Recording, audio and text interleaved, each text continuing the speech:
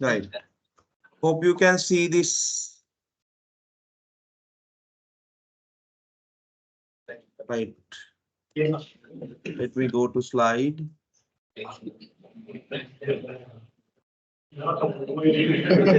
Okay, we have discussed all theoretical stuff in LKS 33.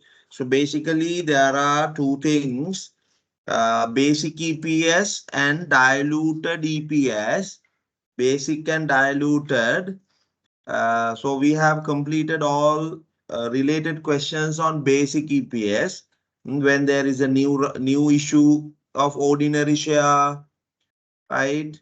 Then bonus issue, right issue, how you could calculate bonus fraction, and how that is applied, and how previous year EPS is adjusted. So all these things were discussed. Dilution, anti-dilution, potential ordinary shares are connected with dilution.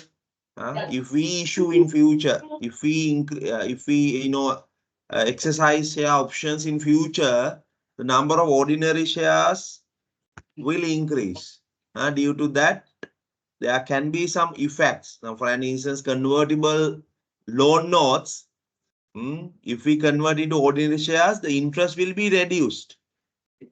On the other hand, the number of ordinary shares also will be increased. Then we need to see the effect. We need to see the effect, whether existing EPS would lead to reduce due to that conversion, or else existing EPS would lead to increase. If that is increase, that is called anti-dilution. If that is decrease, that is called dilution. Right? We did practice question number 1, 2, or 3. Question number 4, we started dilution.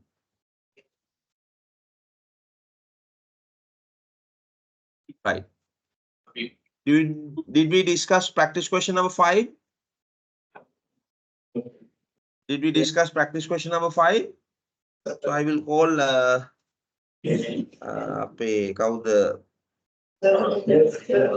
batch rep, and I can get answers.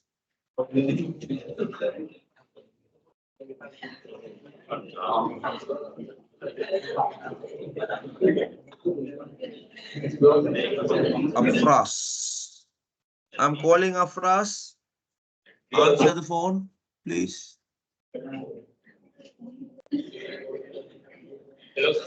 Yes, Afras, did we discuss practice question number 5? No, sir. All right, okay. We'll answer. I will give you the answer. Now we'll read. Okay. You can keep like this, phone. Can you keep this phone? Then I can communicate through this. Right. So I'm the person who took the call, so you can keep. So there is no cost for your end.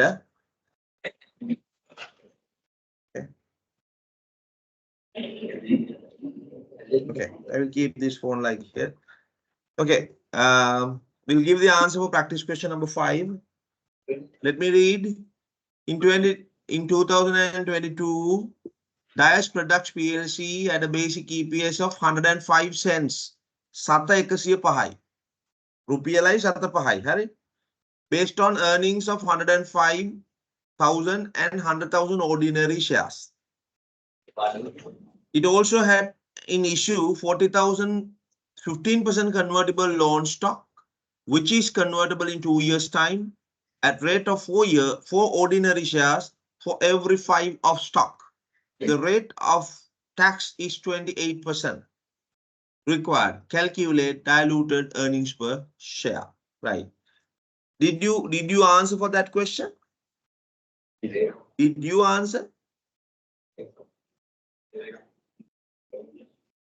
Afras,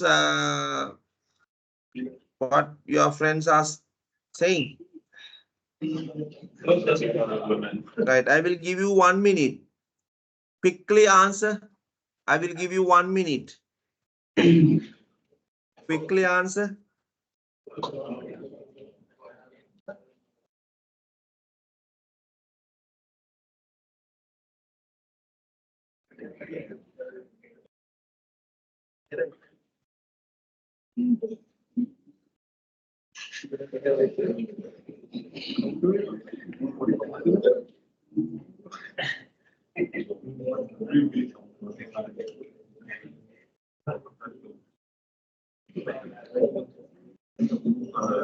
We need to follow steps. We need to follow steps. Answer for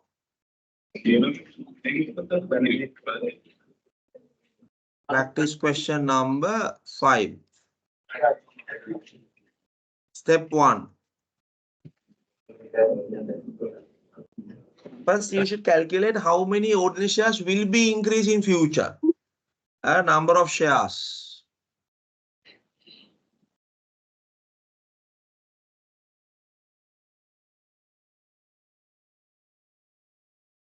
Additional shares.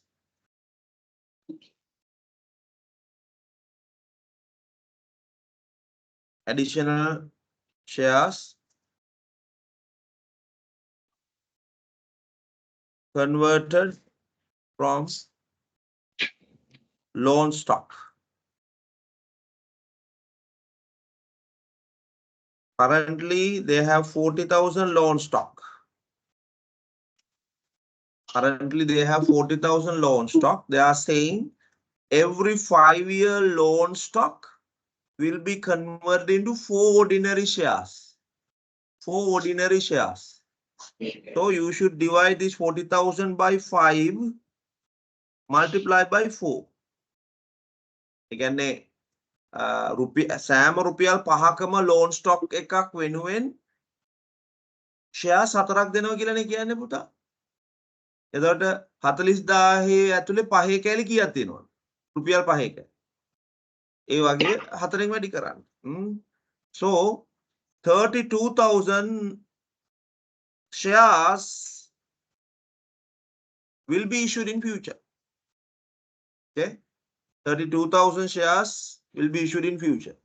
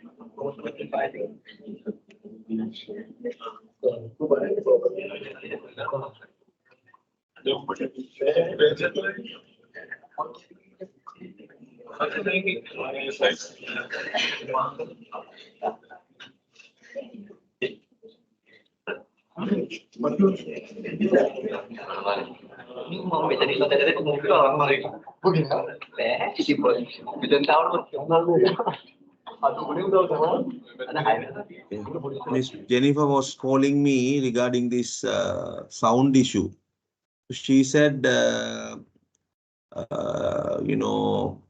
join through the app. So now I have joined through the web link. So let me, okay, once I give you the answer for this question, I will try. I will try. Okay, now I hope you can hear me properly. So you can, even though I cannot hear your voice, I can conduct the class for giving this answer. Right. Now, step number two.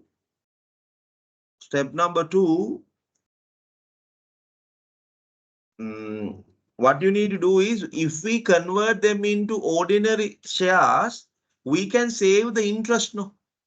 So calculate the interest. Now currently they have 40,000 loan stock. Rate is 15%, right? So 6,000, no? You should take 1 minus T after tax effect. So 6,000, 1 minus T is 28%, no? 1 minus 28%. So 4,320. If we convert into ordinary shares, we can save 320. Okay. So we'll see whether there is a dilution or not. Now currently 4,320 divided by 32,000 shares, right? Then 0.135. 0.135. Current, what is the basic EPS? Basic EPS 1 rupee and 0.5 or 105 cents. Now in order to check whether there is a dilution or anti-dilution, you can check through this 4,320 divided by 32,000. Then you can get 0.135.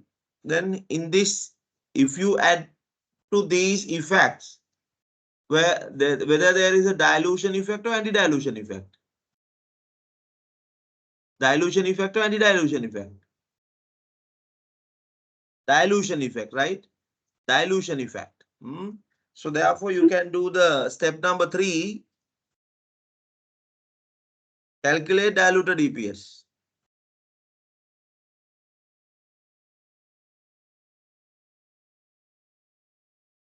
Equals current profit is 105. New profit, new one 4,320. You have calculated this one. Divided by, currently we have 100,000 ordinary shares plus 32,000 ordinary shares. That's a new one. New in the sense, if we convert them into ordinary shares, this is the effect. So what is the dilution? What is the dilution? So what is the new earning per share? 0.828. Satasu tunai. Satasu tunai. When you take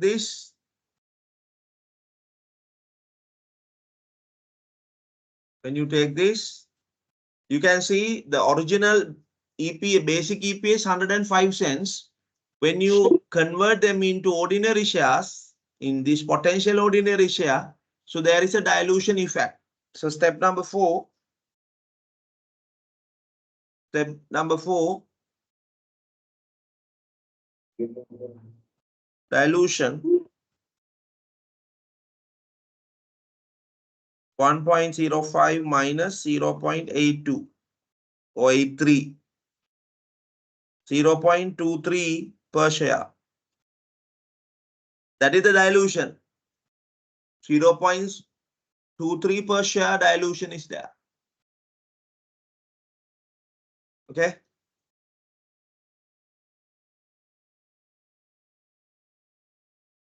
Hope that is clear. That's how you should calculate diluted EPS. That's how you should calculate diluted EPS. Okay.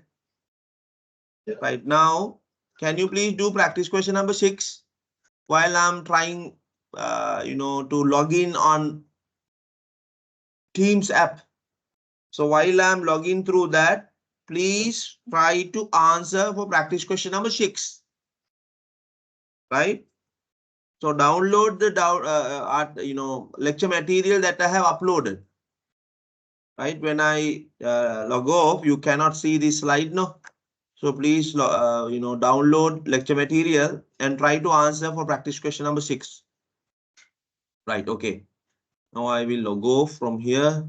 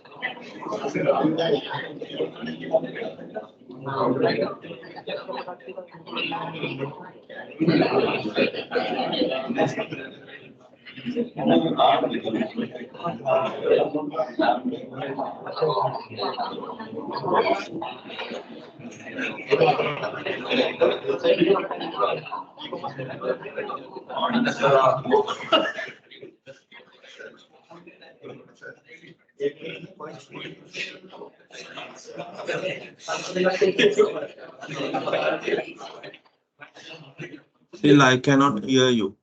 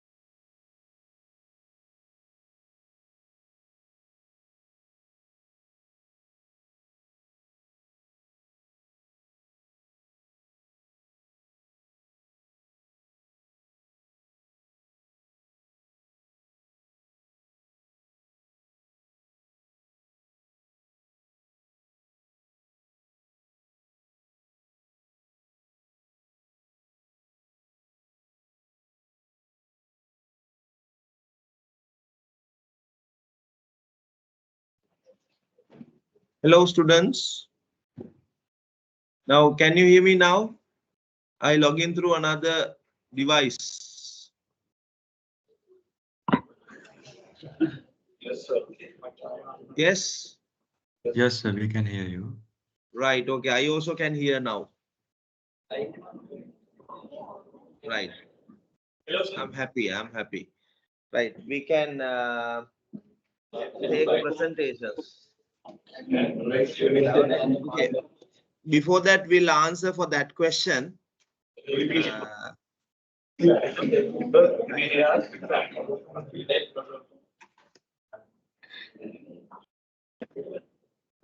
Hello, Afras. Yes. Yes. You can hear, right? Okay. I think yes. I can hear. So you can hear? Yeah, I can hear. Yeah. Okay.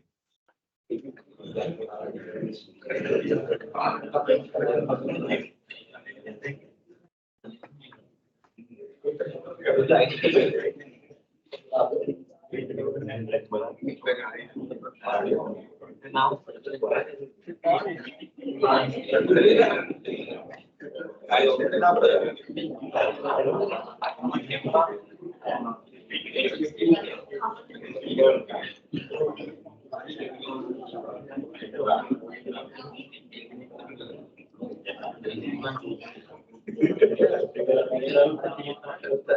This side.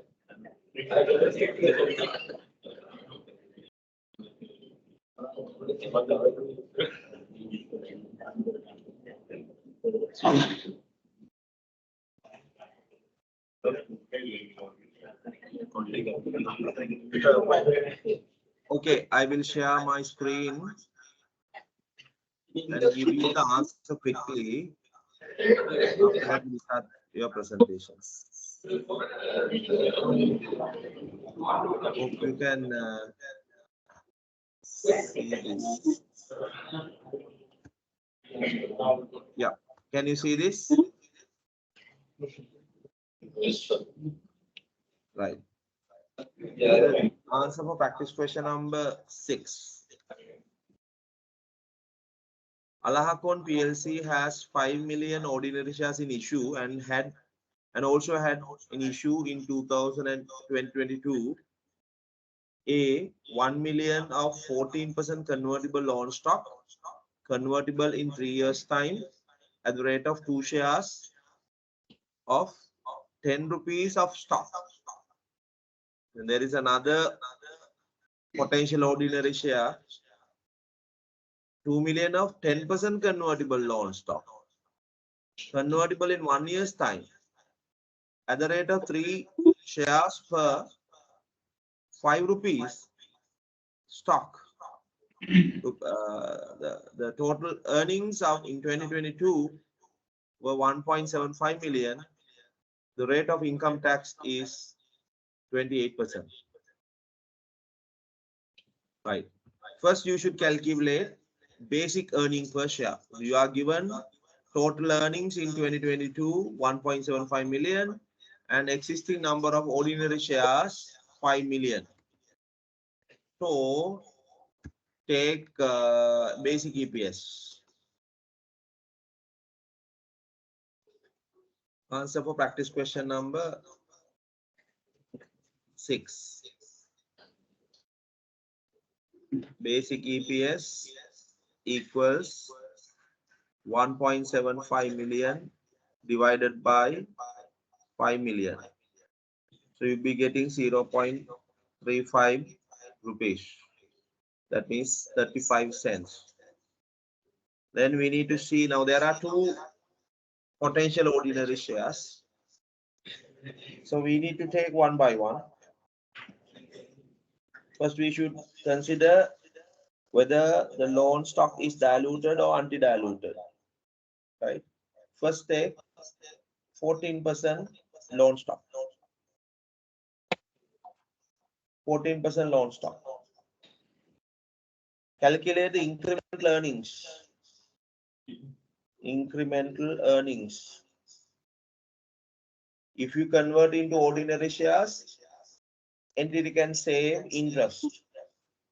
So 1 million loan stock into 14%, 1 minus 28. So 100,800.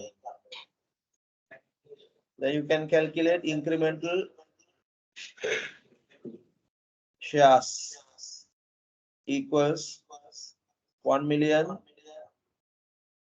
divided by 10 multiplied by 2. මොකද සෑම කොටස් දෙකකටම සෑම රුපියල් 10 වටිනාකමකට සාමාන්‍ය කොටස් දෙකක් ඉෂුව වෙනවා. Right? So incremental number of shares 200,000. Incremental ordinary shares 200,000. Therefore,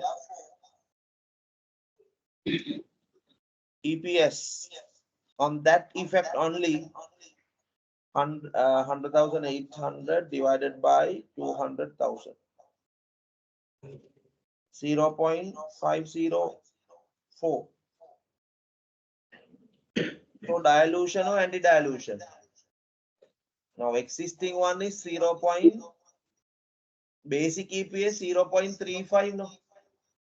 If you add this one, this new effect will lead to increase basic EPS or decrease basic EPS? Yes.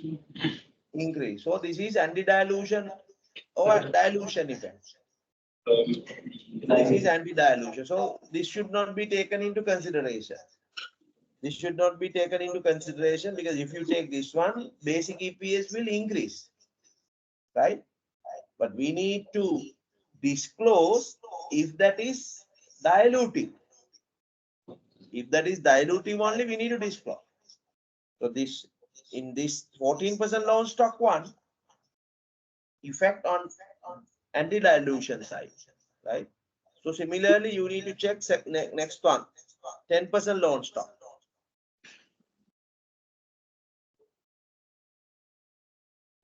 10% loan stock. Incremental earnings.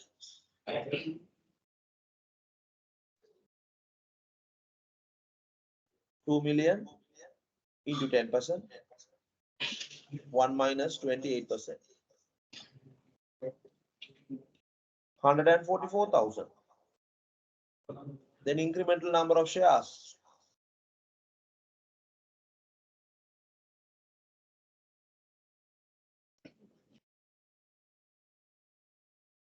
Two million divided by every 5 rupees, multiply by 3. So 1.2 million shares. 1.2 million shares. So therefore, EPS on this effect 144,000 divided by 1.2 million. So you would be getting 0.12 rupees. This one, dilutive or anti-dilutive? With your basic EPS 0.35. Basic EPS 0.35. If you take this one into consideration, adjusted or else basic EPS will dilute or anti-dilutive.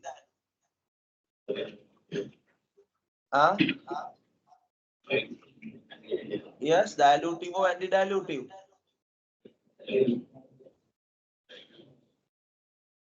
Anyone in the class, dilutive or anti-dilutive? Dilutive, dilutive. 0.12 නේ පුතා. 0.3 පාට අඩුයිනේ. ඒතර මෙයා ගත්තොත් එහෙම dilute වෙනවා. එහෙනම් ඒක අපිට now you can calculate diluted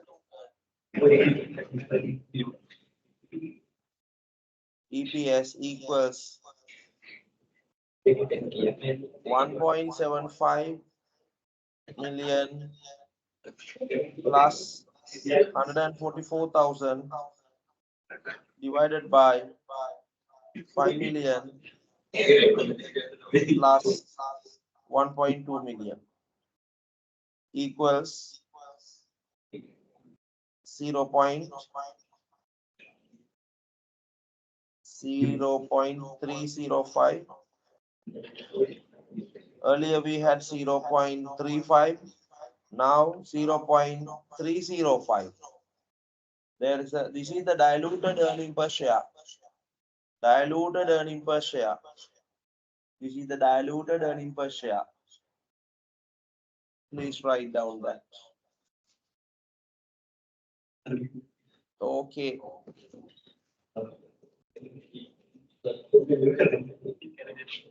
Okay, so you need to see that effect. Sometimes two things can be taken into consideration. There are two loan stocks. You should get the minimum one. Minimum would be the dilute. You need to disclose the minimum amount.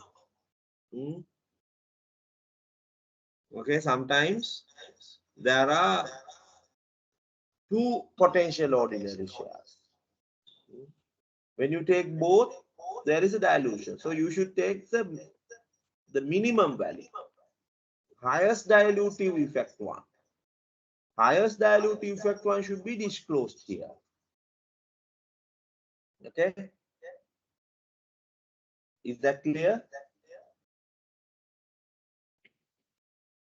Is that clear? Yes or no? Yes, sir.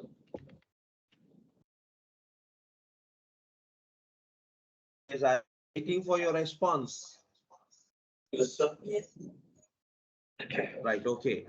Now we can take your presentations. Group number 1, please come forward. Please come forward. Group number 1. How many members? If I'm not mistaken, there are 6 members.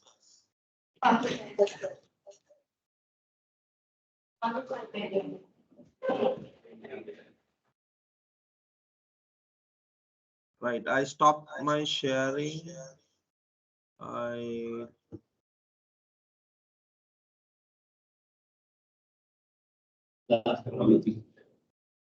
Okay.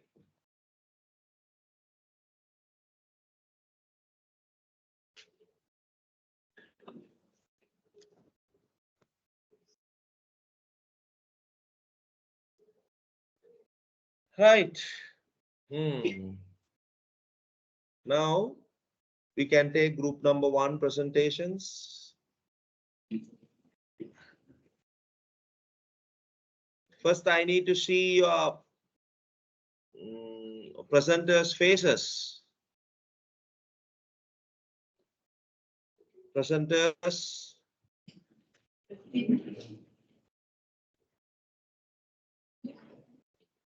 How can I see? Can I come in front of the camera? Yeah.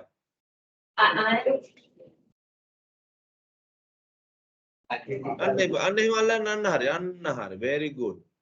Yes. Presenters la පේන්න විතර present.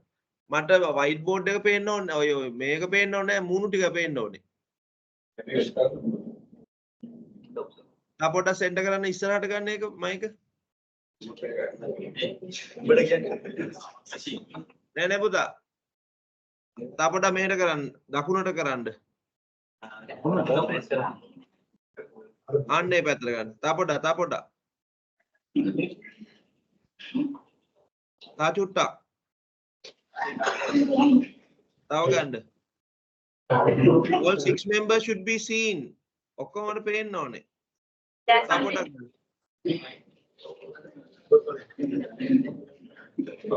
I cannot see Fatima, I cannot see you.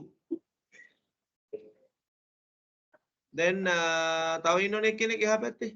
එයාව පේන්නේ නැහැ. එතකොට මේක centre කරන්න. Right, okay. Right, okay. Now you can start your presentation.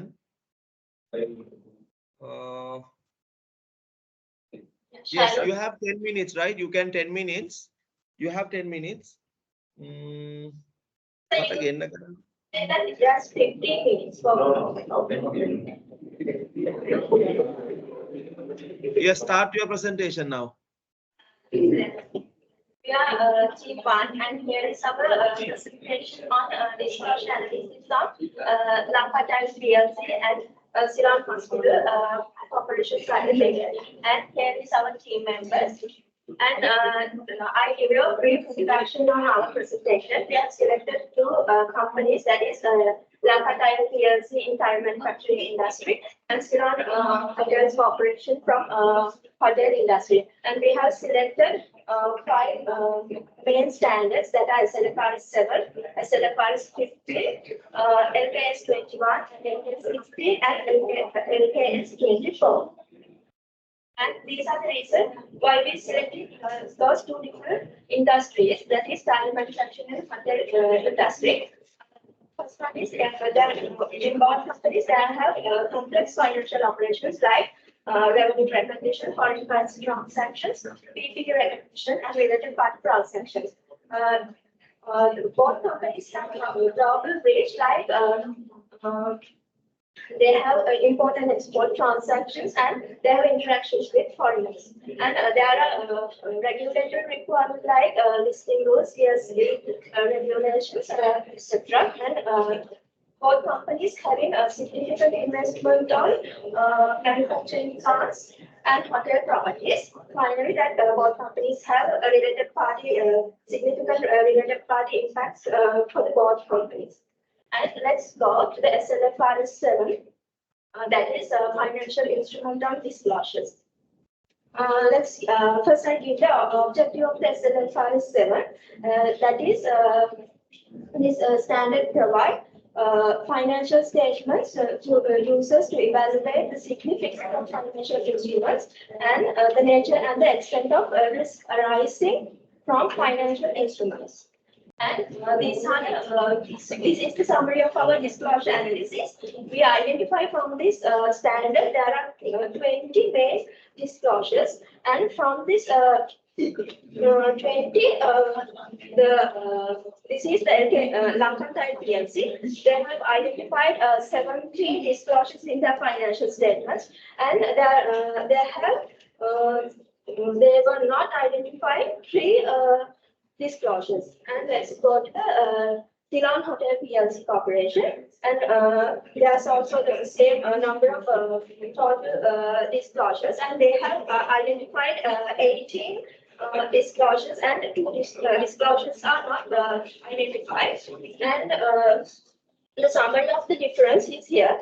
That Lanka type PLC specifically mentioned about the offsetting of financial assets and liabilities. But when I checked with Ceylon Hotel Corporation, they have mentioned the offsetting of assets and liabilities.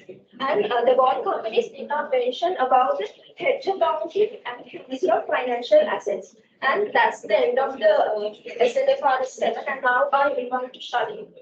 Thank you, Delusha. Our next standard is the SLFRS 15 revenue form contract with customers. The objective is standard is the provide the users of financial statement with sufficient information to understand nature, amount, timing, and the uncertainty of revenue and cash flow arising from contract with customers. This is the summary of our systems. It's SLFRS 15 disclosure analysis. In this table, you can see that we can identify the 25 disclosure in this standard, and applicable only 10 disclosures, not applicable in the 15 disclosures.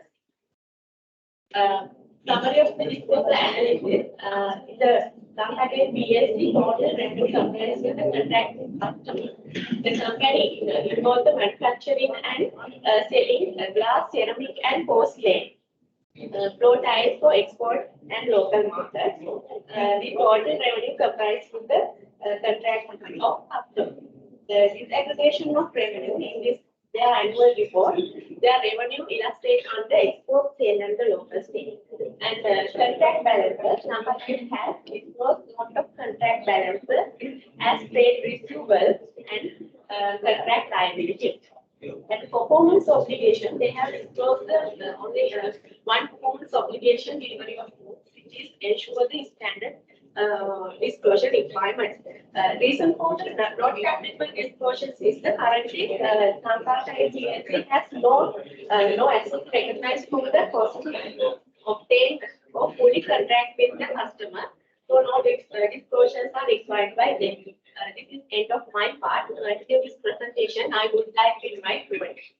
Okay, Shalini, I'm going to present about this is the kind of tendency foreign exchange rates. Here, the objective is to recognize the foreign transaction impact to the company. These are some disclosures. Total, we have 8 disclosures in the standard, and among them, 2 disclosures only disclosed, and 6 disclosures are not applicable.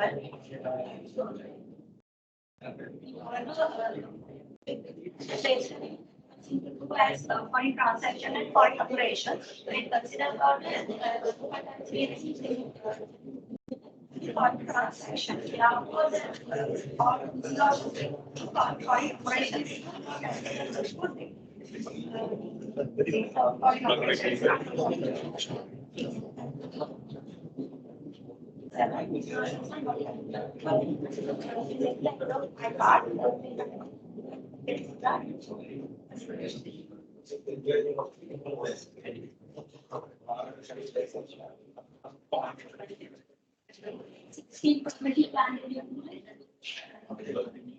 selected Ceylon Hotel Corporation PLC. Next statement, understanding activities of assets, any changes there, disclosures in the standard, as per standard, 8 numbers, not applicable to the company, 2, disclosed by the company, 6. Reason for not applicable disclosure. Exchange differences arises from TPA. Both functional currency and operational currency are the same. Next one is expenses recognized related to construction. There are no information regarding the ongoing construction. This money.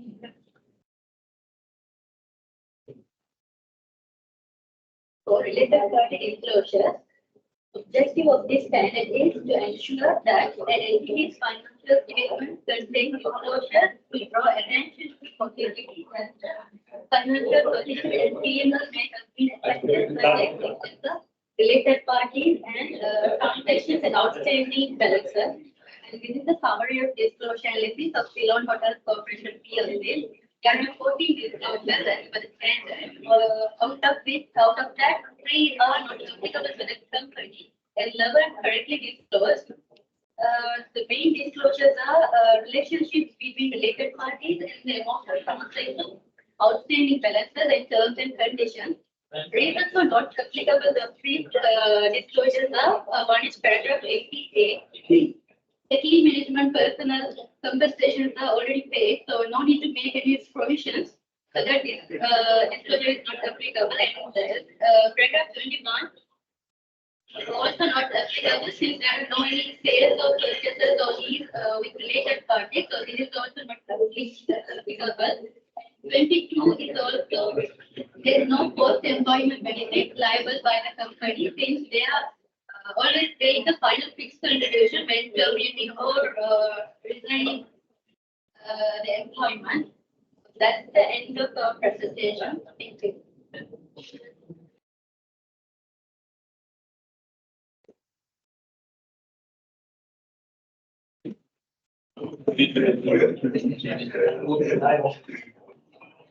Right, okay. Yes, thank you very much for your presentation. You did it nicely. You have selected company and you have analyzed based on the disclosure requirement of selected standards. Right, I really appreciate your effort. Right, for marking purpose, I need to know your index numbers.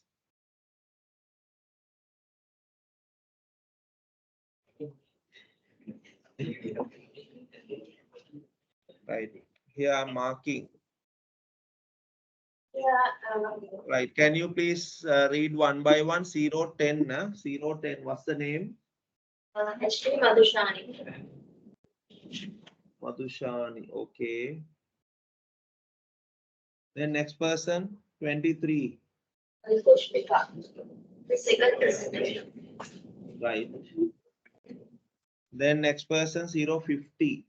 050 is answer of the third presentation. She's available, right? Nissan Salah. Next, 00. Yes, Sudha. 52, who is 52? Who is right? Final presentation. Right. Then 06. 06, yes, Sudha. Jayatu. Yes. Jayasudha, right? Jayasudha, right, okay. Right, okay. Can you please elaborate the gaps that you have? What is the main standard that you have identified? More gaps. So I'm asking an overall question. So any person can answer. Now you have analyzed few standards, no? Out of those standards, what is the standard which you identified more gaps?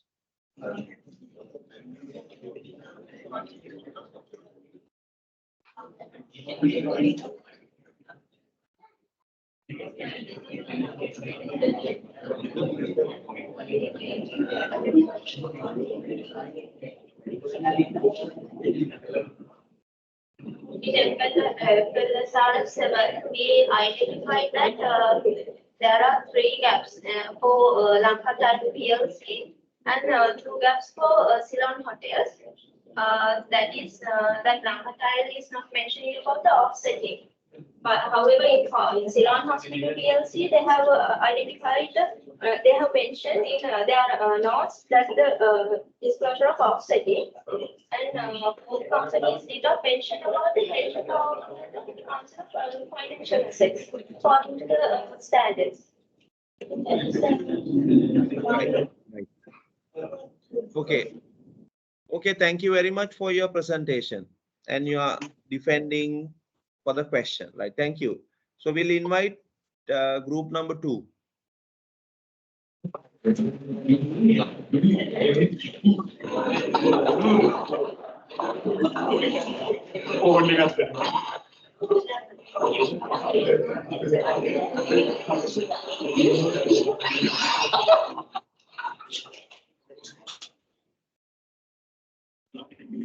Yeah, group number 2, all students, all members are available. Yes, sir. 1, 2, 3, 4. I can see only 5 members. Yes, sir. We have only 5. Right. Okay. Yes, you can start your presentation. Once you complete your presentation, we'll take one by one the names for marking purpose. Can you see your screen?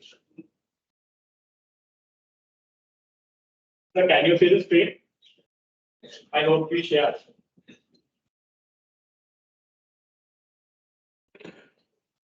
I didn't get you. Yeah, you can start your presentation. We can see your presentation. Yeah. Good morning to you all. So we are taking number 2 from presentation, and first of all, our discussion will be on first of all the introduction part and details of the selected companies, and then first standard we are going to talk about is LK 16, then as well as 38 and XLFRS 7, then 41 agriculture standard, and finally the related party disclosure. And we have made a simple conclusion on our assignment as well. Then what is our introduction about the presentation? The main objective is examining the financial reporting disclosure on the selected companies. We have selected 2 companies, namely Convenience Foods Lanka PLC and Bogwantala Tea Estates PLC. So, like I said, the accounting standard analyzed is there 16, 38, 7, 41, and 24. Then I'm going to explain about what is our approach. So, first of all, we have analyzed the standards individually and identified what are the major disclosure requirements in that. And then we documented that in a checklist. So, we can identify whether the companies are compliant with that. So, then we access to the CSE website and downloaded the annual reports and check whether these companies have made the needed disclosure requirements in their annual reports. So that's what we did. And the aim is our report is to check that adherence to these major disclosure requirements. So first up,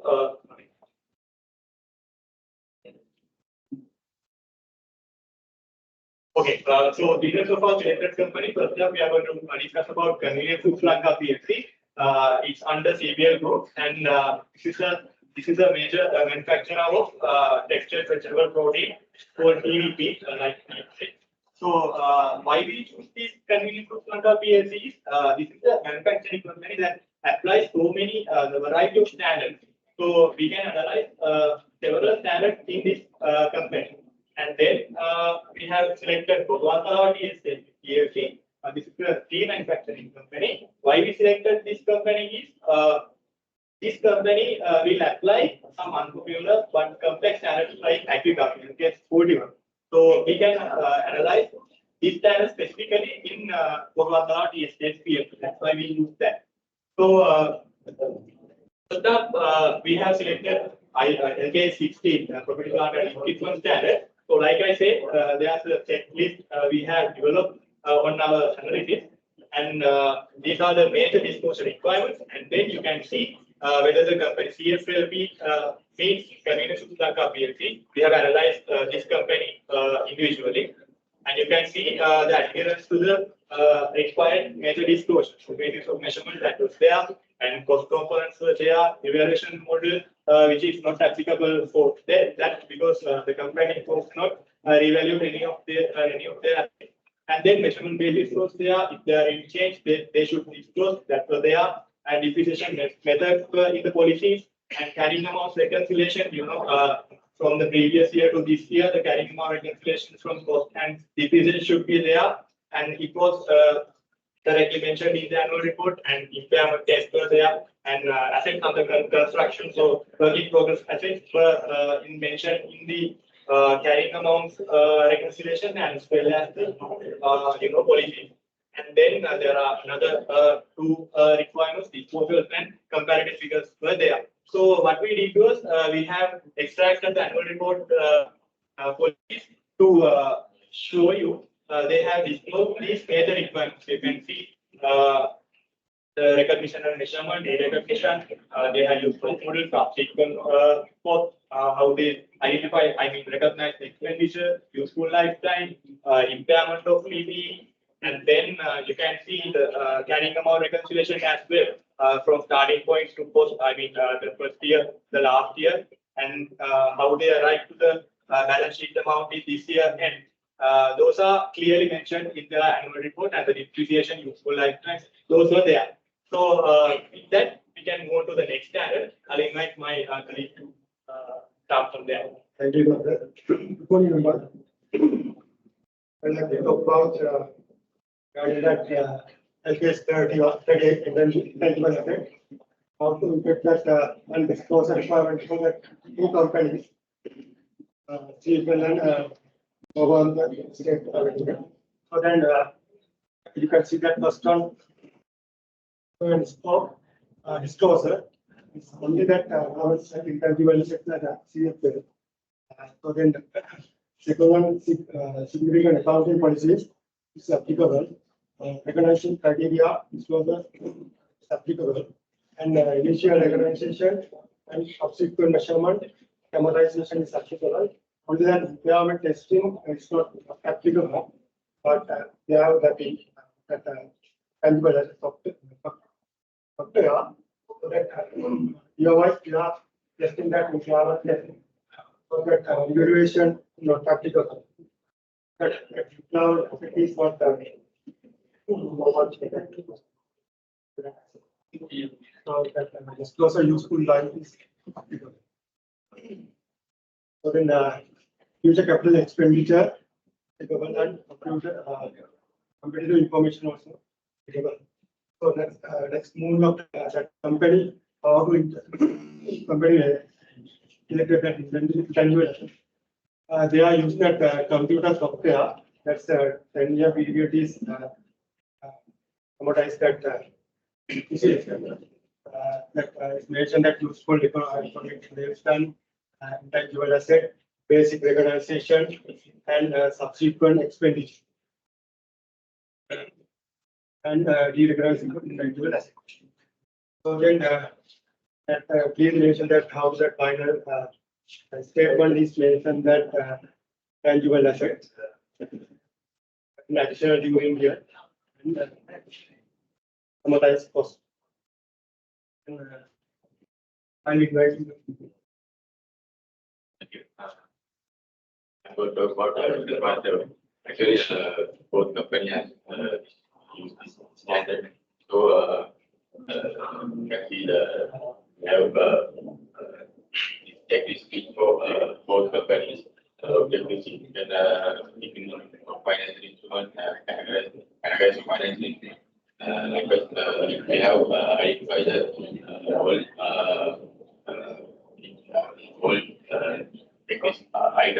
and this is not applicable for these two companies. Then financial liabilities, derivatives not applicable, and recognition of the financial assets and liabilities, comparative impairment. Both these are disclosing both financial state. Now you can see the CFL financial how they with their disclosures, financial instrument, recognition and initial measurement, loss allowance of financial assets, clarification and statement measurement, and financial liabilities, impairment, and what is the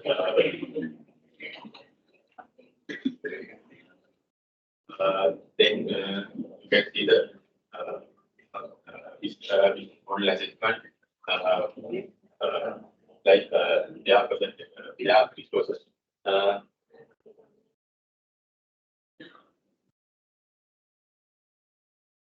Then we can see the Bhagavantala presentation today, how they present this disclosure.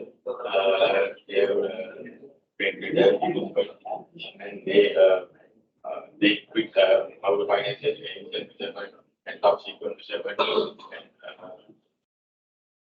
and financial liabilities, how they initial measurement and top secret measurement, and they have debentures.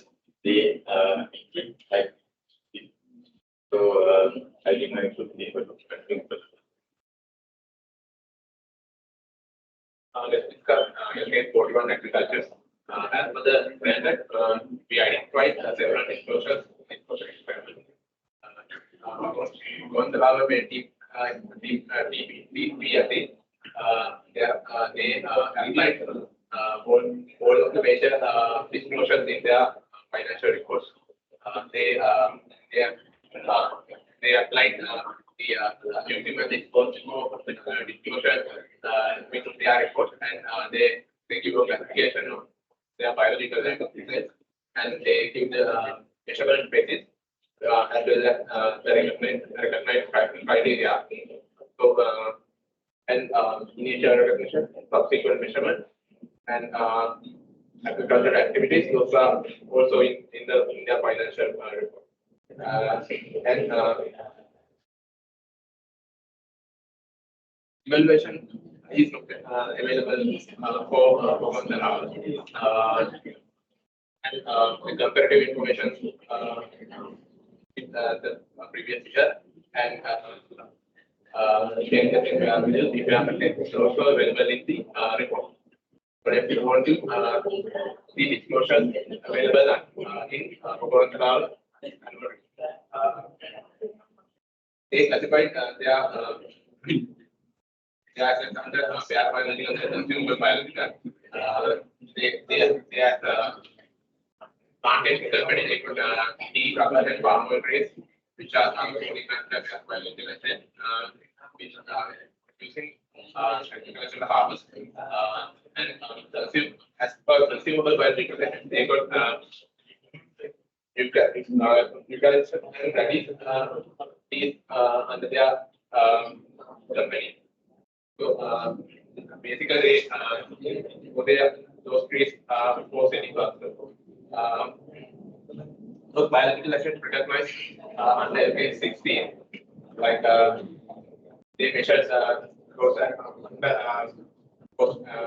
accumulated secretion and accumulated environmental. Under case 41 agriculture, they measure consumable biological assets. These are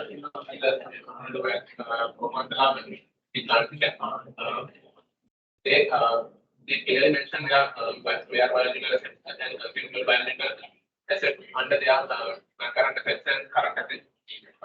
And also they give us disclosure for consumable biological assets in the note number 19. This was mentioned in here. And they give a clear picture of what is the opening balance and the effective harvesting and gain on value valuation. to get the closing balance of those consumer biological assets. And these are the gain biological during the year. And these are the product they mentioned.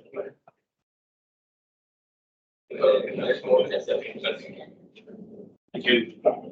So I'm here to speak about the case 24, which is the related party disclosure. Please consider about the timer. Now you have taken more time. You are given 10 minutes, but try to complete as soon as possible.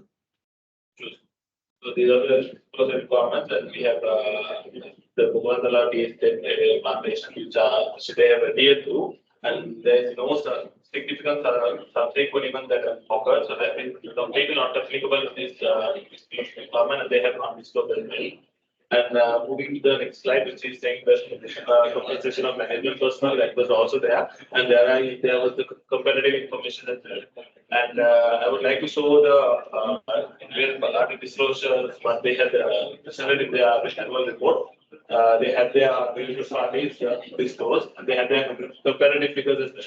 And they had also had a small statement saying what are the amounts due from related parties. That was also disclosed.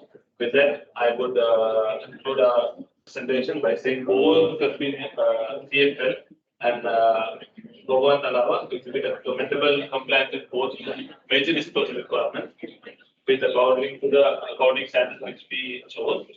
Because for SLFRS 7, we saw that they had a good analysis of the significant disclosure requirements, including the objective, the scope, the fair value measurement. All of them are disclosed very fairly. We had also included that in our group report, which is very comprehensive and very detailed.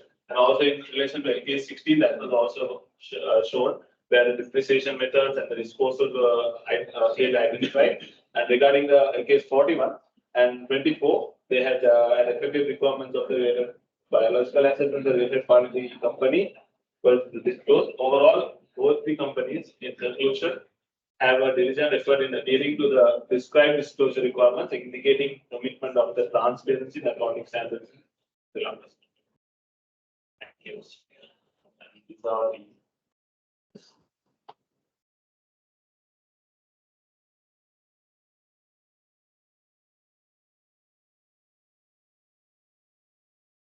Right. Thank you very much. Yes, let me mark your attendance. 001, huh? Who is 001? Right. Okay. Silva, right? Yes. Right. Who is the next? 007. Next, 030. Lanka.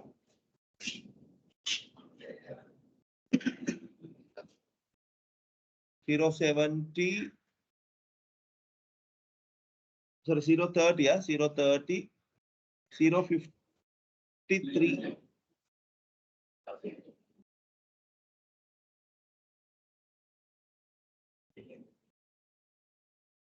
53, what's the name? Yes. What's your name? Yes. Right.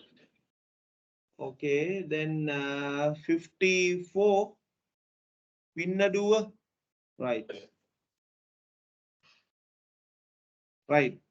Okay, now you have selected a company. Now, what is the justification for selection of that company? Why did you select that company? Anyone in the group can? Yes. For selecting Convenience Foods Lanka PLC, since it is a manufacturing company, that applies to so many accounting standards. So we can analyze so many accounting standards from a manufacturing company. Why we choose BSAA? Bhuvandala Tea Plantation PLC. It has some unpopular but complex standards like in case 41 agriculture. That's why we selected that one. Okay. Okay. Right. Thank you very much.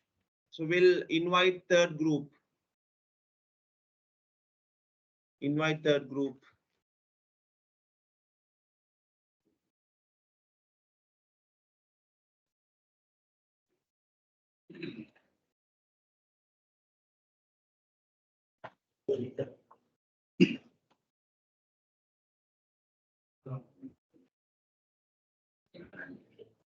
Here one member joining online, Vijay Singh. Yes, sir. Right, okay. No problem, no problem.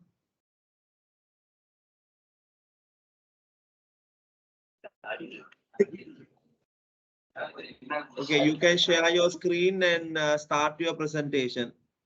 You have selected Lanka Hospital and the Kingsbury PLC, Kingsbury Hotel.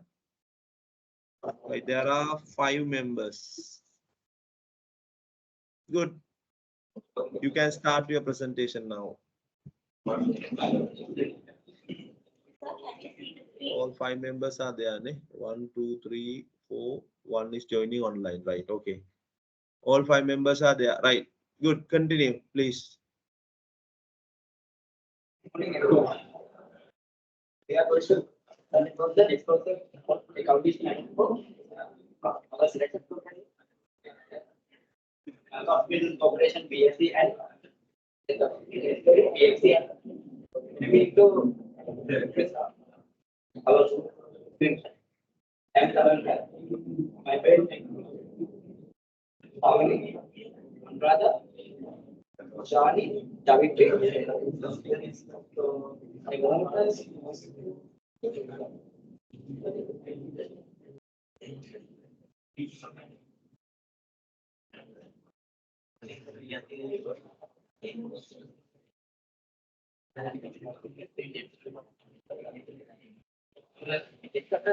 Content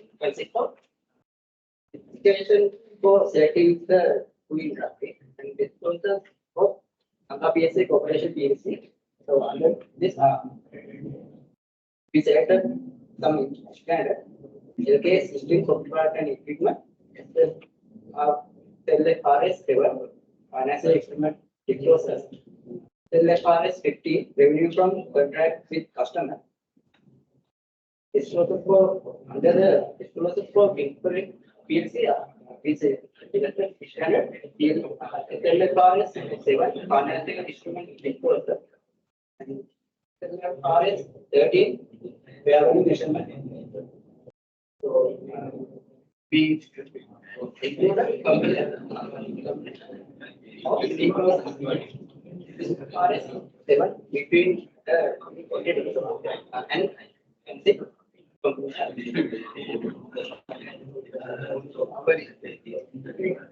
Certification for the selection hospital based on this PSA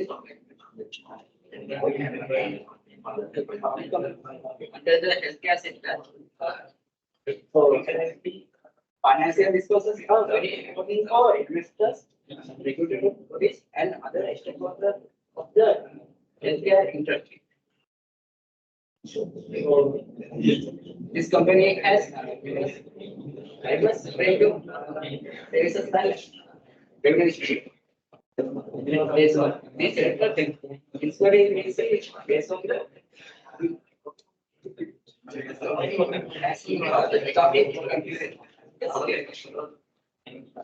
such as revenue recognition, inventory management, long-term contract. So this is standard.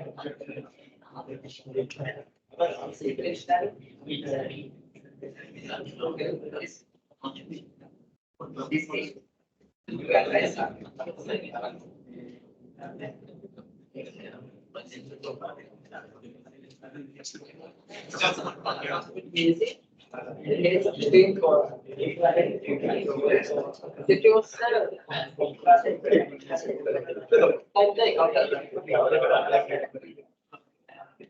and outlining how to enter recognize information about translation and comparability in financial report. We summarize the paper. Include we based on the disclosure requirement of programming required number of records is 9. Yeah, after we conclude, that's what equals 9. So there are no gaps between there are no gaps in the standard. Almost satisfied after analyze the BHP hospital finance statement. As part will claim my friend Tushar. Thank you, Taranga. I talk about financial instrument disclosure on Lanka Hospital Corporation. As per the financial instrument disclosure, it can be divided into two categories. Number one, significance of the financial instrument in financial statement. It is disclosure that how they affect the financial instrument into the financial statement of profit and loss and financial position of the company. Second one is nature and extent of risks arising from the financial instrument. It is disclosed then how to manage their risks on financial instrument in the company. Next time, this table show what are the table show required disclosure of 24 and not satisfied disclosure in 20, satisfies disclosure of 20 on the financial statement of Lanka Hospital Corporation and unsatisfied disclosure show 4 numbers. This table show what are the unsatisfied disclosures and possible reasons for that unsatisfied disclosure. Number 1, investment in equity instrument designed at fair value through OIC. Possible reason, no any gains or losses associated with the entity instrument designed at fair value through OIC or account balance related to these were found of reporting date. Second one, item of income and expenses and gain or losses. Any gain or losses due to derecognition of financial assets measured at an amortized cost were identified in the statement of profit or loss, other comprehensive income. Fixed deposit are the only financial assets measured at an amortized cost in the financial statement. Interest income from fixed deposit are classified under financial income, note 7 of the financial statement. Third one, hedge account. We haven't identified any transaction related to hedging instrument recognized under the statement of other comprehensive income. Therefore, we believe the company does not have any hedging instrument as at the reporting date. Collateral, note number 90 to the financial statement disclosed that there are no financial assets like as a security for liabilities. Further, no loan and borrowing recognized in the financial statement other than the bank overdraft. The financial statement do not disclose whether bank overdraft is secured or unsecured. Bank overdraft is classified under the current liabilities as at the period date. Thank you. Now I am over to Pavani to continue our presentation. So I would like to talk to you regarding the disclosure of Lanka Corporation with regard to SLF claim, that is revenue from contracts in subsidy. There, in the standard, the main objective is to establish principles for recognizing revenue from contracts with customers. And they are basically dependent on 5 steps. 1. And it will provide a comprehensive framework for the entities to deposit funds from goods and services to its customers at an amount that reflects the considerations to which the entity expects to be entitled. We have comprehensively analyzed the disclosures which were satisfied in our group report. So we have presented a summary here. There we have identified there are 16 disclosures required and 8 have been satisfied and 2 have been identified as not applicable. There are 6 are identified as unsatisfied. So in the next slide, we would like to present you with the disclosure here and the possible reasons. We don't know what will be the exact reasons, but still we have made an attempt to see the possible reasons for not disclosing.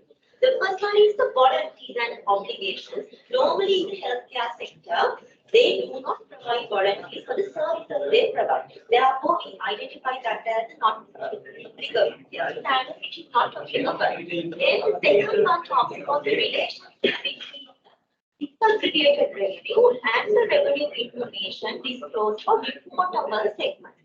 In the annual report, they clearly say that there are no distinguishable components to be identified as segments. Therefore, again, we classify that as not disclosed. The third one is regarding the revenue recognized in the reporting period that is included in the opening balances of contract liabilities. Now, if the hospital has not carried forward any material contract liabilities from the previous period, they might not have considered to be made. And another reason can be that contract. They might have been filled in the same period in which they are entered into, so there might be no deferred revenue. The next one is the revenue recognized in the reporting period from the performance obligations from the previous period. There might be some partially satisfied or unsatisfied performance obligations from the previous period. Again, no performance obligations were identified, no disclosures have been made. That might be regarded because they have been fulfilled during the accounting period, or else the revenue recognition from the services might have been done simultaneously, so there cannot be seen any carried forward performance obligations. So moving on to the next one, they expect an explanation of the significant changes in the contract and the contract liabilities that have been done during the reporting period. So it might be a reason that the contract balances might have remained unchanged, or there can be minimal changes. The next one is the significant payment terms. Normally, the payment terms are consistent in the healthcare industry and they are well understood by the stakeholders. And the one before the last is the aggregate amount of transaction price allocated to the performance obligations that are unsatisfied at the end of the reporting period. Mostly, the contracts of a hospital are short-term in nature. So, the remaining obligations can be minimal, making it immaterial to dispute. The last one is the assets recognized from the cost of obtain or fulfilling the contract. A reason can be the cost might be immaterial in nature or the amount, and also it might not be a reason of not being the practice in the health to separate it into the cost. So, to carry on the presentation, I would like to thank you, Bhavani. Here we analyze inquiry hotels, they are evaluation standard. They are measurements objective the disclosures regarding the damages. So this is the summary here. The required disclosure 17.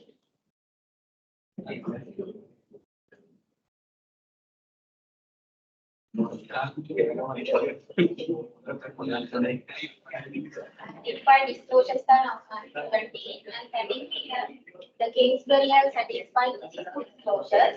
And these disclosures are not applicable to the Kingsbury Hotel. Here I am going to highlight the disclosure gaps in this slide.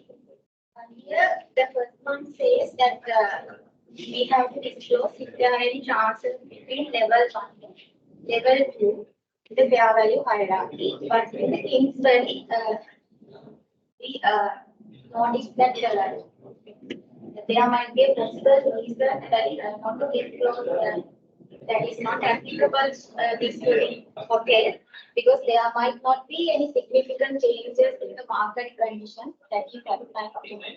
It's very hotel's operations and the industry trends. So the second one is recurring and non-recurring capital measurement within the level 2 and level 3. Since the annual reports of the Kingsbury Hotel is that they don't have any level 3 inputs, that is unobservable inputs, so that they don't have level 3 financial assets or liabilities under the fair value hierarchy. And most of the disclosures are mentioning about the level 3 that need to required to disclose. But the hotels operations and the industry not supported the level 3 assets or liabilities. So therefore, this fair value measurement changes in observable inputs not applicable for the Kingsbury Hotel. And present next slide will be about the disclosure if changing of unobservable inputs is the Kingsbury doesn't have any unobservable input recognized as level 3 financial asset or liability. It's not applicable for Kingsbury Hotel. And liabilities measured at fair value and party credit enhancement. We have analyzed the annual report and there were no any credit enhancement liabilities except the loans borrowed by the bank. And regarding and non-recurring fair value measurement, it's the highest financial assets because from we have closing, but the hotel does not have any non-financial asset. That's not from the current use asset. So next presentation slide will be explained by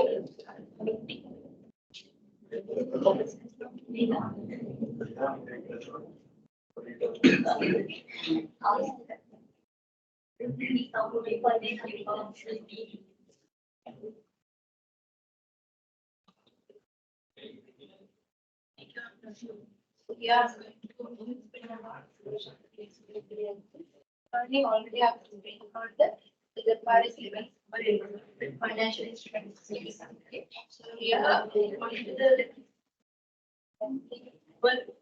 we have identified 24, we have identified 22 disclosures out of 24 and have 75 disclosures. And I'm going to discuss about what are the as well.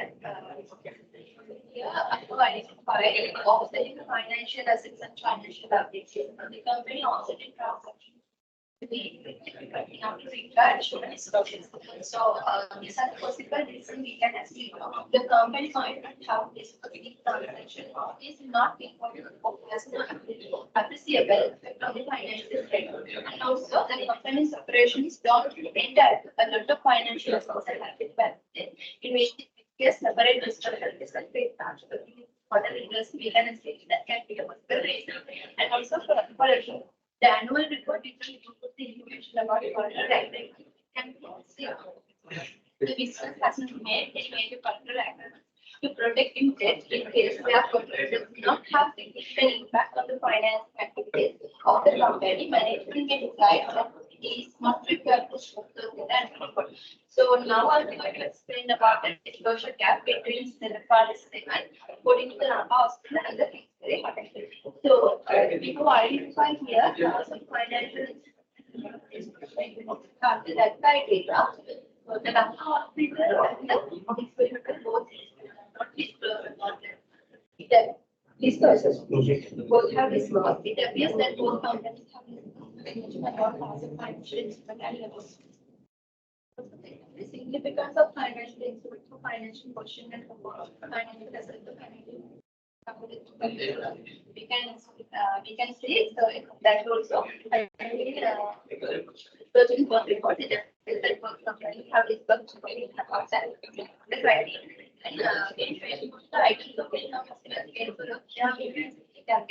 experience because the Lanka hospital have not disclosed about anything. We have not identified yet for there any gain or losses saved data effects of financial association and other comprehensive with the Kingsbury by the prepared disclosure. And move to the next one, nature and extent of risk arising from financial. So we can see that it appears that both companies have disclosed it. And the next slide, offsetting financial assets. So when it comes to offsetting, the Lanka hospital proprietary that offsetting financial. But the Kingsbury we have not found any disclosures regarding the offsetting financial assets. And the auditors that both companies, neither Lanka hospital or Kingsbury, has not disclosed about the auditor. And finally, we have the that also Lanka hospital not disclosed about that, but it's we have a data.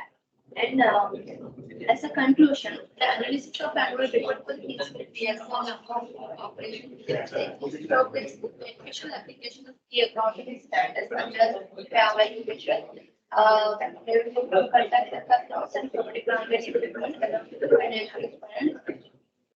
The things will be without data. Offering detailed explosion, fair value methods and assumptions, ensuring reliability and comparability of financial trade. And also, Lanka was effectively implemented decision parts scrutiny, less rating, meticulous revenue recognition process, while both companies had the evidence for return of the So that's about it.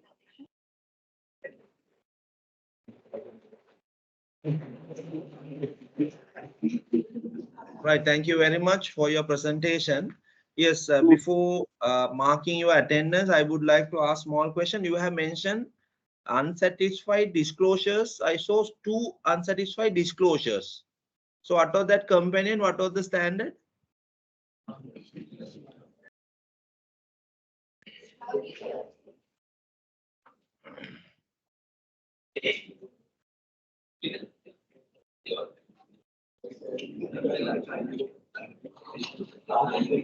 Unsatisfied disclosure. This one, there are 6, right? Yes, right. Why did you mention unsatisfied disclosures? We'll take from this. This is SLFR 15, no? Your question is not clear. Can you please tell it again? Sorry, can you please repeat why you are saying unsatisfied? Because there was no information regarding those in the financial statements. Actually, we searched for keywords and we read through the notes and all. But now, if we take contract liabilities and assets, they haven't mentioned anything about it. Actually, there was even no word for contract there. So that's it. They have just mentioned the rules and the policies they have adopted in recognizing revenue, and they have given some basic things there, information regarding the revenue recognition. Right, right. So who has done audit? EY. In this EY. Right. Okay. Right.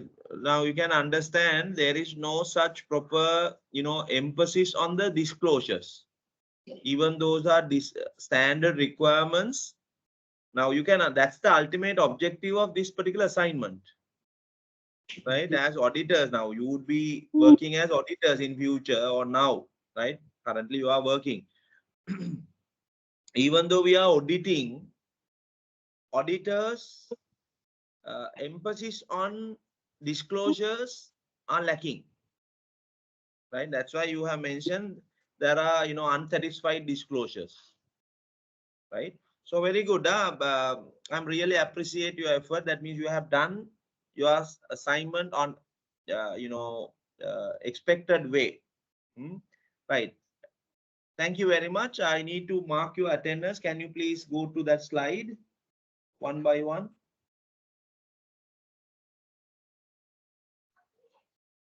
Yeah, 009. Huh? What's the name? 009?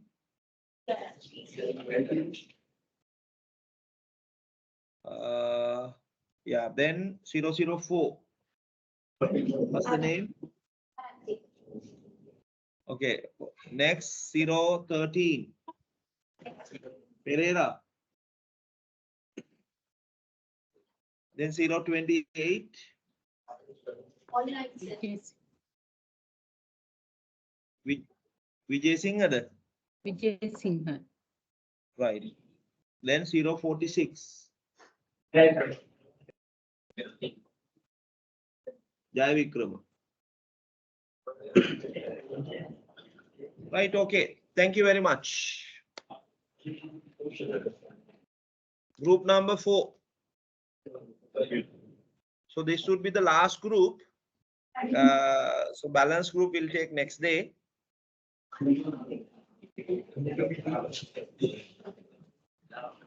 Group number 5. Sorry, group number 4 neda. Putala 4 neda. Group number 4, how many members? It seems 6 members. Yeah, 6 members. 6 members, ne? Yeah. Right. Present nicely, yeah.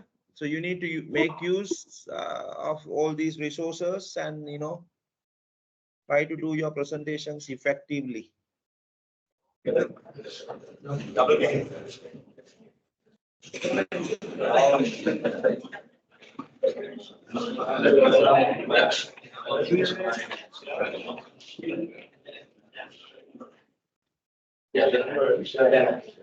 can you see our presentation, sir? Yeah. I can see your presentation. You can start your presentation now. Start. We are group number 4, and we have selected Dialog Axiata PLC and Malvat Plantation PLC for our presentation. And so Dialog Axiata PLC is actually leading a telecommunication company in Sri Lanka. And Malvat Plantation also leading and reputed company in the plantation sector, plantation industry. And we have selected actually Dialog Axiata PLC for this presentation, since the standards are, the complexity is very high, and they apply in a different ways. For example, SLFRS 16, we have taken, sir. For SLFRS 16, like fiber is there in Sri Lanka. The fiber is given to other telecommunication operators. They are actually given by Dialog. So that standard is very crucial for Dialog Axiata PLC, even SLFRS 15 as well. At the introduction stage of SLFRS 15, it is mainly focusing on the telecommunication industry. So in case 18 was no more there. And Malvat Plantation, we have taken actually the justification is there, like the main standard like LKS 41 agriculture. So it is mainly applicable for the plantation sector rather than in other companies. So that is all about the company introduction and why we have taken the standard. So the economic standard Dialog Axiata, we have taken SLFRS 7, SLFRS 15 revenue, 16 the leaser. For Malvat SLFRS 7 again financial instrument disclosure, LKS 41 agriculture, and LKS 16 property plant and equipment. So so these are actually the extract of the financial statement regarding the SLFRS 7 of PLC. So there is a disclosure like as per SLFRS 9 categories. In SLFRS 7, we have to disclose the financial assets. So these are the categories you can see: financial assets at advertised cost, financial assets payable to FPI, and equity. So that disclosure is actually, we can see it is covered in this annual report. And the another disclosure is like that if there is a loss allowance that need to be like shown in a separate line. This is the loss allowance actually for 2022 in the group. We can see 131 million loss allowance is there. And also we need to show in at the disclosure as specified level the reconciliation, that means opening balance to closing balance, how this has been arrived. So that also can be seen 1st of January 126 million and how the adjustments, the provision has been done. So that is the reconciliation. So that disclosure also covered in dialogue annual report as per our analysis. And another thing is like that there are financial assets at amortized cost actually. So there is a disclosure, though they are at amortized cost, we need to disclose the fair values. What would be the fair value if those are measured at fair value, and need to be compared with the carrying amounts of the financial instrument, the financial assets, and liabilities. So that disclosure is there. This is the disclosure actually. We can see that the fair value is 3,088 million for the financial assets which are carried at amortized cost. And other thing is like that we can actually netting off the financial asset and liabilities and the SLFR stable to the extent that their carrying amounts are offset in the statement of financial position. So in this extract, we can see the trade and other receivables and trade and other payables have been set off. The amounts of the set off amounts will be equal actually, the 4.4 million and 2021 that is 4.6 million.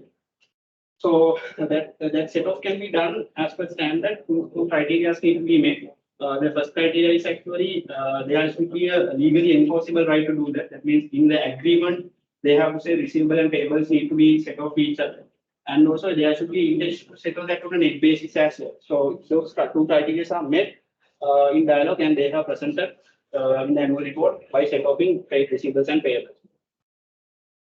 And also the risk management disclosure, this is also a very important part when it comes to SL7. So there are actually liquid risk, the credit risk. So liquid risk case actually you can see there is an impairment related to the investment in like DB and Dialog Broadband, which is previously that is contained, and Dialog Television Private Limited also. So impairment charge already is there. That means with the Dialog Axiata PLC, the group company, there is actually a risk that there is a potential impact for the cash flows which is generating from that. So there will be no any cash sometimes from that subsidiary to settle the short-term obligations. So that is a liquid risk. Credit risk is actually the when we are giving loans or other things. When the counterparty fails, what is the credit risk that we have? So in this extract, we can see the exposure to credit risk, and there is a maturity analysis for that as well. Gross trade receivable and the provision for impairment, you can see, and the liquid risk, how they are managing the liquid risk can be seen in this extract. The other main important risk is market risk. Under market risk, there are three risks actually: foreign currency exchange risk, fair value, the changes in prices, and the price risk as well. So they have disclosed all the stuff as per the market risk under that. So the assumptions and the judgments, it is affecting actually the impairment analysis and the sensitivity changes as well. So the final disclosure, we have actually taken the major disclosures that is applicable for SLA Part 7. So this disclosure is also very crucial thing. It is the sensitivity analysis. It is showing how that is impacting the profit or loss in each market risk. That means foreign currency, price and the interest rate risk. So and also if there are actually like interest rates and exchange rates, if there is an interdependency, they have to disclose the assumptions that they have taken as well as the limitations. So we have identified that as a gap, though they have foreign currency loans, basically. So obviously the interest rates are also impacting. They have shown only like how the borrowings or the value is affecting due to the interest rates only. They have not taken into consideration, I think, the exchange rates, and there is no any assumptions that they have been made, and the limitations they have not been disclosed actually. So we have identified, as per our understanding and the analysis of the annual report, we have identified that as a gap. And the other gap is like for the financial liabilities, we didn't find any maturity analysis in the financial statement, like trade payables, these liabilities, and the other financial liabilities. But in Malwaka Valley Plantation, my colleague Rukshan will explain that. In Malwaka Valley Plantation, there is a maturity analysis for financial liabilities. So I will invite my colleague Samita to carry on with the SLFR 15 revenue from contract and customers. Thank you. Thank you, Sila. From contract and customers, SLFR 15, we have taken major disclosures. First one is the revenue recognized from contracts with customers, which disclosed separately from other sources of revenue. You can see the final statement, exact final statement. And the second one is a disaggregation of revenue recognition from contract with customer into categories that depict how the nature, amount, timing, and uncertainty of revenue and cash flows affected by economic factors. You can see the exact final statement. Categories for the revenue, mobilization operations and television operations. Next one is the opening and the closing balance from receivables, contract assets and contract liabilities from contract with customers. Next one, revenue recognized in the reporting period that was included in the contract liability balance at the beginning of period. And we have identified the gap in this standard as well, which is that there is no any explanation or note of significant changes in the contract asset and liability balances during the reporting period. With additions 167 million and realization 166 million. No any explanation and note we have identified. Next one is the asset recognized from the cost to obtain or fulfill the contract with customer. This would include the contract cost at setup cost. The method of amortization should also be disclosed. And I invite to Hashan next. Standard. Thank you, sir. I'm going to present about the which is standard is FRS 16. We have analyzed SFRS 16 for the ASEAN PSC, and when going through the financial statement, we have seen there's a reason. So according to the lease standard, there are some disclosures that need to be presented in the financial statement. So we can see they have separately shown right to use of asset from the other assets. Here you can see that, and thereafter the particular lease liability also to be shown separate from the other liability. So that's also done here. And the other one is the depreciation charges for the lease. And this also, you can see here that the extra lease provided here. And thereafter, whatever the lease that they have taken need to be presented class-wise. So we can see that land and building, advertising board and network infrastructure also shown separately. And finally, according to the SLA part 16, that disclosure is required for the cash outflow or the interest and the installment. So that one also available in the dialogue ASEAN PSC. And thereafter, we are going to analyze the Malaka Valley plantation. That one going to be done by Luksha. Thank you, Ashan. So I'm going to talk about the financial instrument disclosure in Malaka Valley plantation. So if we take this disclosure, when we analyze the report, we show that the other non-current financial asset is shown separately in the financial statement, and it is a requirement in the standard. So it's okay with the standard. So here, if we take the non-current financial assets, they have shown separately the level of financial asset. So Malaka Valley plantation has only non-quoted, quoted share investment. So they have put those in the level 1 as quoted prices can taken from the active market. So that disclosure is also there. So when we come to this disclosure, so they have separately shown the net loss or gain recognized throughout the year at OCI. So that disclosure is also here. So it's in line with the standard. For if you take the trade and other receivables, they have separately shown the provision for impairment separately in a line item. So that is also in line with the standard. So when we come to the risk management part, so company has vigilantly oversighting the group's financial risk management. Audit committee is vigilantly looking over the risk they are going to have. So if you take the credit risk, the company has disclosed what are the credit risks they are focusing and they are going to have. So if you take here, they have trade receivables of 108 million, which is the maximum credit loss can be happen in the future. So likewise, they have shown separately for trade receivables, investments, cash and cash equivalent, and amounts due from related parties. So liquidity, they have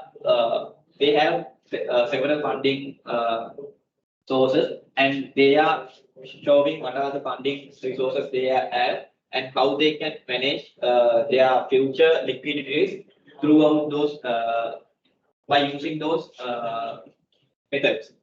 And when we come to market risk, they have also foreign currency loans, and they have disclosed how they will use their foreign currency to mitigate the market risk in the future.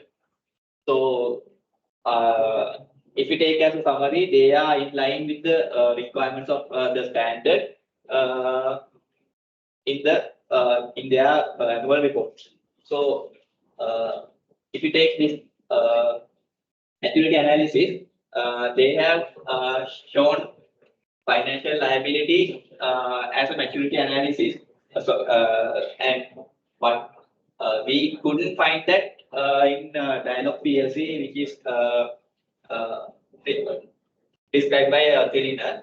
So here we can see that they have in line with the standard. Here also they have shown the movement of 1% plus and 1% minus their future interest. If the interest rate changes by 1% minus or plus, they have shown here the impact of that.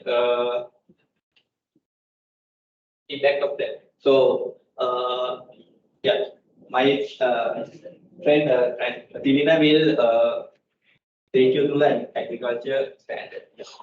According to the agriculture, yeah, you can classify an agriculture biological asset in two ways. It could be a living plant or it could be a living animal.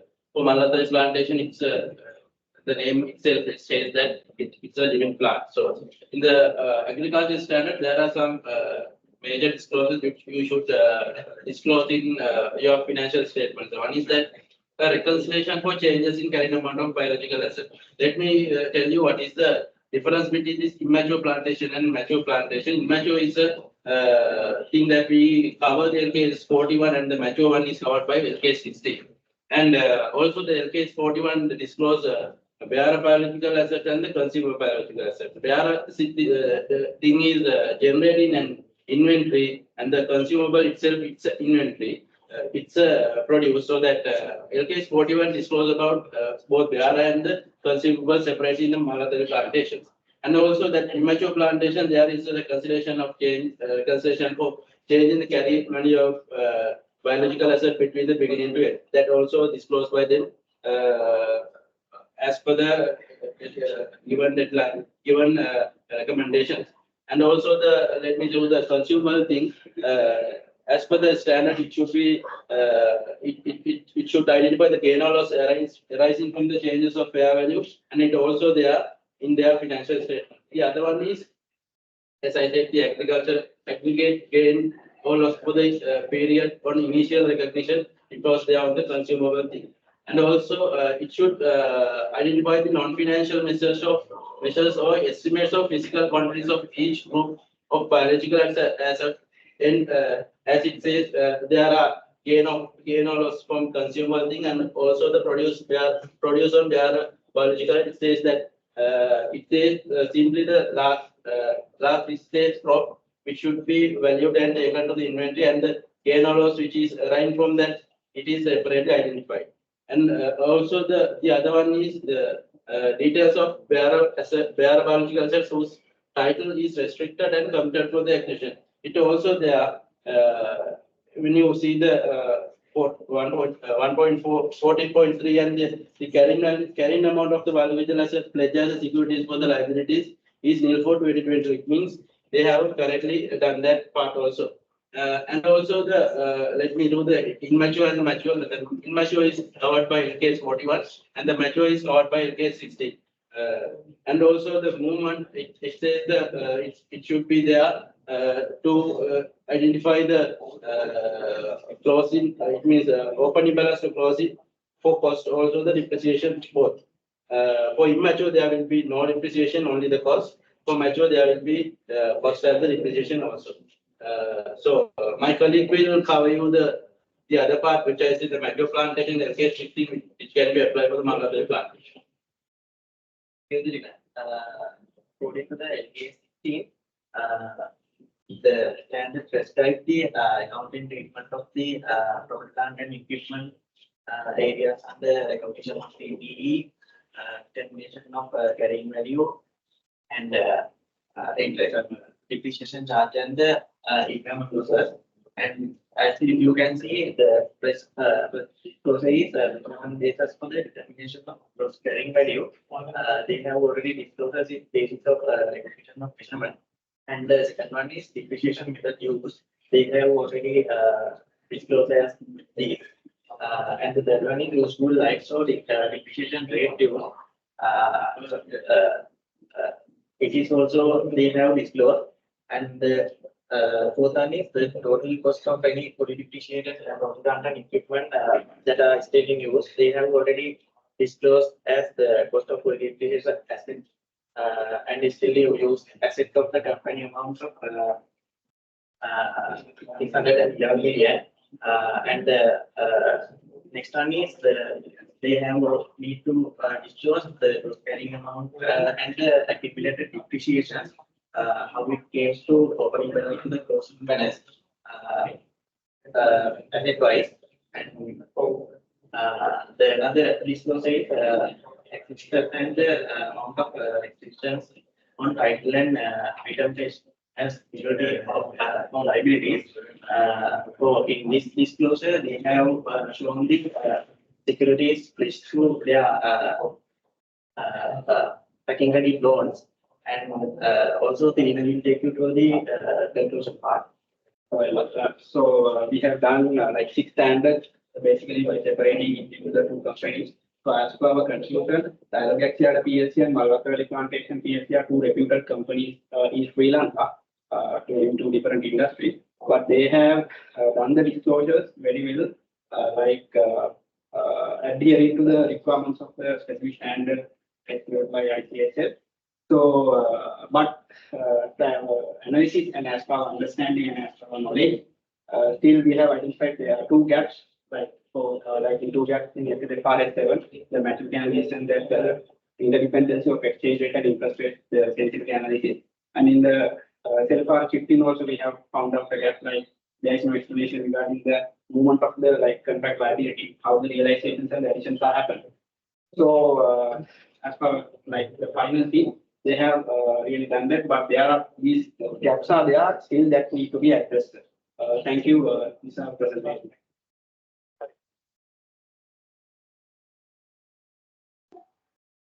Right. Thank you very much for your presentation. Right. Go to first slide to mark your attendance. Okay.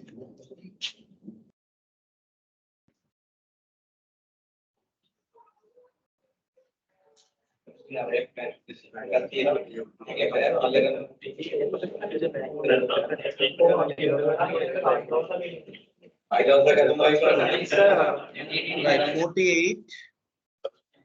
48, sorry, 0302. We'll take those 2 first.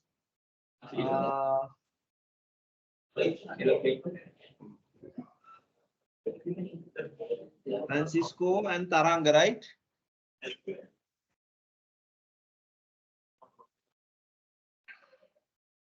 Right. Then 48, 49. 48 name, Niranjan, sir.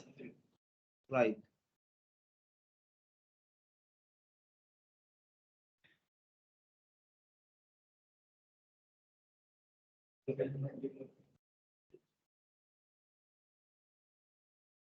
Then 49, Pereira. Then 65, 66, right? 65, 66. 65, Vijay. Right, okay. Okay, now I would like to ask, now you have identified agriculture standard on LKS 41? Yes. Hmm? Right, what are the main gaps that you have identified in that standard?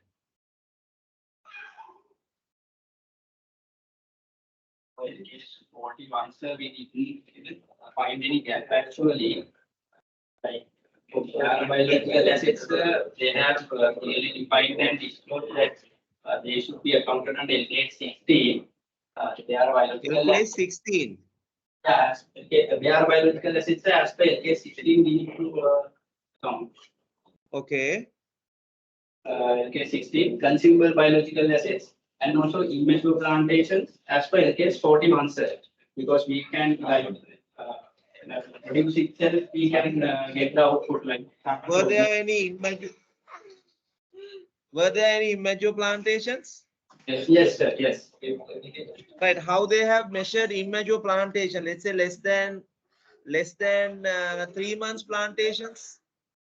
And process.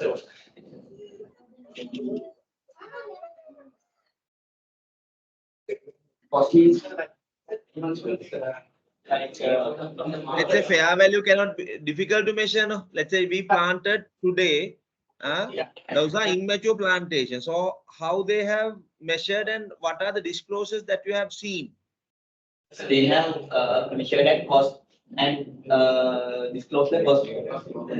Yeah, that means for the reliability, for immature we can find out the fair value with the market, sir. So that means we can sometimes we can find, but reliably we can't measure that. So yeah. Using like level 3 techniques, they can use under SLFRS 30. Level 3 outputs, they can use like shift routing cash flow technique. And those stuff like pricing mechanisms, they can use that like based on their judgment and assumptions, they can get the cost and they can disclose that. So that was they are in the disclosure in the case 41.